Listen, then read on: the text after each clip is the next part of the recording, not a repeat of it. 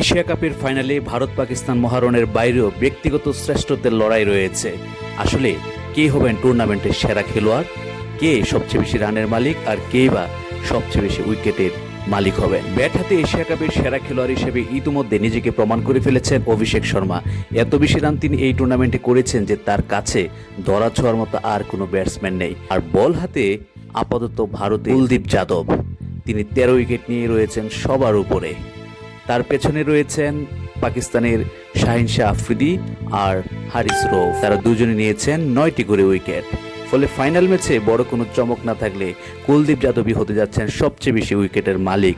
তাহলে কে হবেন এশিয়া কাপের সেরা প্লেয়ার?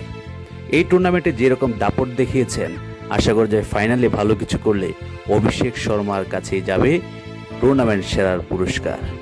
আর যদি পাকিস্তান টুর্নামেন্ট জিতে যায় তাহলে হিসাবটা বদলেও যেতে পারে।